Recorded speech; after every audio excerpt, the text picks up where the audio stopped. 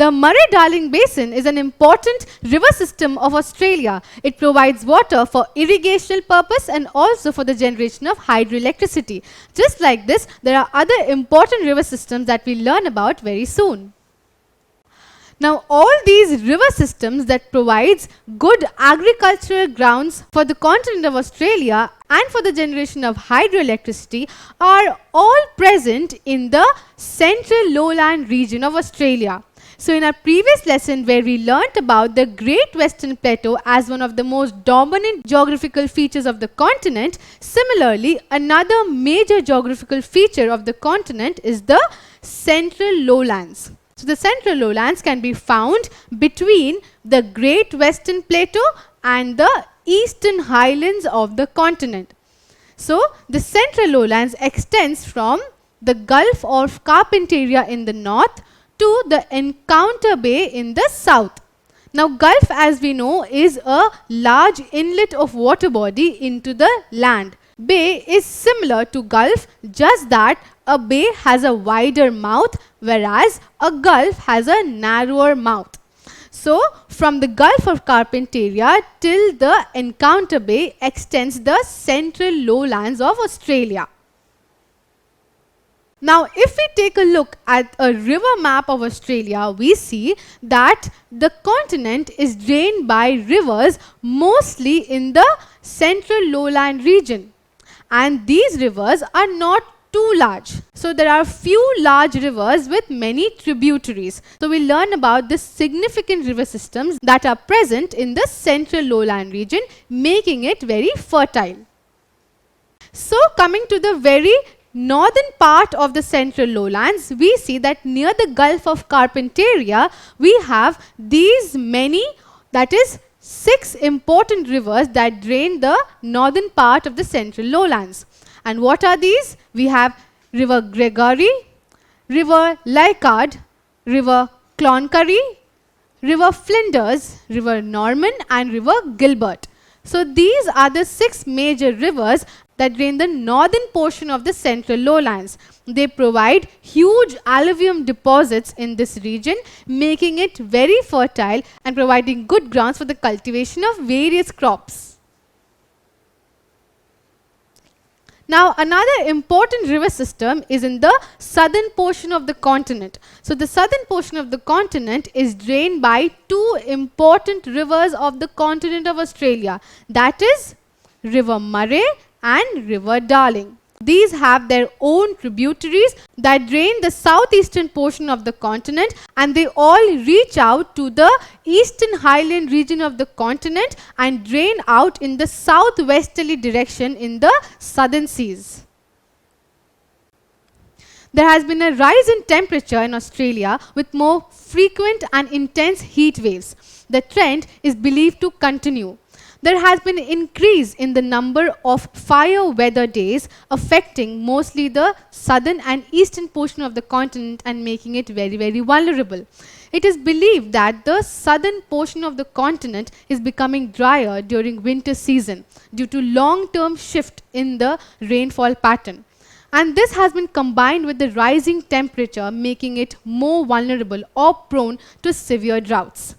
The central and northern portion of the continent has also seen an increase in the number of wet season rainfall. So over the years, because of this shift in the long-term rainfall pattern, the southern portion of the continent has become very, very dry, making it more prone to severe droughts. This is the reason one of the most important rivers of the continent, that is River Darling, or the longest river of Australia, is now becoming very dry and is experiencing major droughts and dry weather conditions. So the longest river of Australia is now becoming dry because of the shift in the rainfall pattern, and the conditions will worsen with the increase in global warming and the rising temperature. Now, ironically or interestingly, even though the continent has seen a major shift in the rainfall pattern, with the southern portion more vulnerable to this particular change, it is seen that the continent of Australia does not really face a water shortage.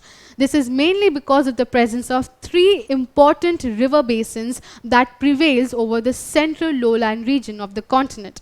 So, the continent of Australia has three important basins, that is the Great Artesian Basin, that covers the northern and central portion of the central lowlands. Then we have Lake Erie Basin around the center, and finally the Murray-Darling Basin in the southeastern portion of the continent.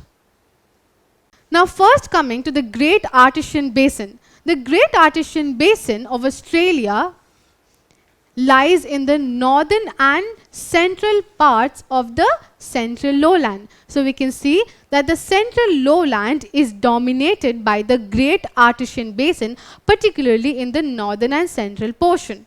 Now the Great Artesian Basin is not like any regular basin. It is different and unique. Now what exactly is an Artesian Basin, and how is the Great Artesian Basin so different? So an Artesian Basin is created when a porous layer of rock or a permeable layer of rock is sandwiched between two layers of impermeable rock in a saucer-like formation. So the rainfall water gets collected in this porous layer or permeable layer, and there an aquifer is created, or a body of water where the water is collected. This water gushes out from the center of the basin through a hole, creating an artesian well. So that is how an Artesian Basin is created. So to define an Artesian Basin, we could say that an Artesian Basin is a flat land where the layer of permeable rock or porous rock is sandwiched between two layers of impermeable rock. So in between two layers of impermeable rock, we have a layer of permeable rock, and this layer of permeable rock absorbs the rainwater, making it a natural aquifer or a body that collects water. Now from this aquifer, the water gushes out from the center into the open, creating an artesian well. And that is how an Artesian Basin becomes a good source of water. So an Artesian Basin is a flat land where the permeable layer is sandwiched in a saucer-like formation between two layers of impermeable rock. So the Great Artesian Basin was also a result of this particular event, and that is how it was formed. So the Great Artesian Basin of Australia is the world's largest artesian basin and the deepest underground freshwater reserve. Now since the rainwater seeps through different layers of soil, so till the time it reaches the aquifer or the body of water in between the two impermeable layers of rock, the water is already refined to become fresh water. So the Great Artesian Basin of Australia is not only the deepest underground freshwater reserve, but is also the largest artesian basin on earth. Now this reservoir provides water not only for pasture grounds, but also for many industrial activities and for irrigational purposes. Now before we move on with our lesson, could you help me answer this simple question? Which of the following is world's largest artesian basin? Is it the Great Artesian Basin, or the Erie Basin, or is it the Murray-Darling Basin? Yes, the correct answer is the Great Artesian Basin. The Great Artesian Basin is the world's largest artesian basin. Now water continuously flows out of this Great Artesian Basin, but the continuous flow of water without being checked and without being managed properly could lead to huge wastage of water. So the management of the Great Artesian Basin is one of the most important tasks of the Australian government. So the Australian government has spent around $8 million in capping and piping the Great Artesian Basin, so that water wastage could be reduced and kept at minimum, and it could be used rightly for different purposes like industrial purpose, irrigation purpose, and also to water the pasture grounds. So that was about the Great Artesian Basin.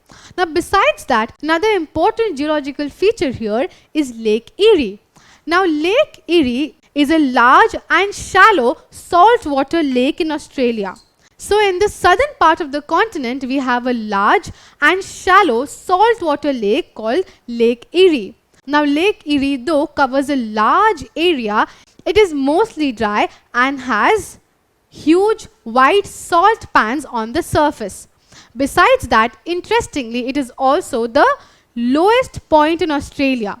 So Lake Erie is a low-lying region and the lowest point in Australia with huge large salt pans on the surface. Now rivers around Lake Erie do not reach larger water bodies or seas. Therefore, they drain into the lake itself. So because the region is the lowest point, the rivers tend to drain into Lake Erie, making it an inland drainage, right? So the rivers around Lake Erie do not reach the sea but flow into the lake itself. Thus, this has created an important basin here, that is the Eyre Basin. The Eyre Basin, as we discussed, is an area of inland drainage because the rivers do not reach the sea but drains into the lake itself. So the major rivers that drain Eyre Basin are River Georgina, River Diamantina and River Cooper. So that was about the Eyre Basin. It is an area of inland drainage and is drained by 3 important rivers. Now coming down to the southeastern part of the continent or the southern portion of the central lowlands. Here we have another important basin, that is the Murray-Darling Basin. In the very beginning we saw how Murray-Darling Basin is one of the most vital river systems of Australia and provides water for irrigational purpose and for the generation of hydroelectricity. So the Murray-Darling Basin in the southern part of central lowlands is drained by 2 major rivers, that is the Murray River and the Darling River. Now, while the Murray River is a perennial river, that is, it contains water throughout the year, River Darling is not a perennial river but is the longest river of Australia. Now, along with River Murray, an important tributary of the river is River Murrumbidgee that drains over the Murray-Darling Basin. Thus, due to the presence of these large river basins, that is the Great Artesian Basin, the Murray-Darling Basin and the Eyre Basin, the central lowland is an area of agricultural productivity. So the central lowland region is agriculturally very productive because the rivers that drain these major basins brings down huge alluvium deposits, making it very, very fertile. Now, though the region is used for the cultivation of various crops, the most important crop cultivation here is that of wheat. So, wheat cultivation in Australia is one of the major agricultural activities. This is also because of the suitable climatic conditions that prevails here. We all know that wheat requires a dry climate. So the dry climate of Australia makes it an ideal location for the cultivation of wheat. Thus, wheat cultivation is a major activity here. Besides that, the Australian ground, particularly the central lowland region, is also a good ground for sheep and cattle rearing. Sheep and cattle rearing is another important commercial activity of Australia, and we will learn about it in details, or we'll do a case study of it in our upcoming lessons. So in this lesson, we were able to understand that the continent of Australia is drained by a number of rivers, particularly in the central lowland region.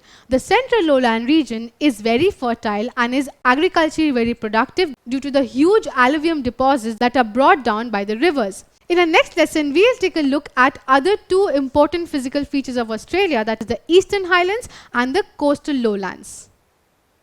Don't forget to subscribe to our channel and hit the bell icon. You can also register for free at DeltaStep.com or download the DeltaStep app to learn one-to-one with our amazing teachers, or to get access to all our 5,000 plus amazing videos as per your school syllabus. Master each topic with our adaptive practice technology. Get million plus questions with step-by-step solutions and unlimited mock test. Get all your doubts resolved instantly. Learn via games and win amazing prizes like PlayStations and iPads. So at DeltaStep, learning is not just fun and easy, it is rewarding too. So register for free now.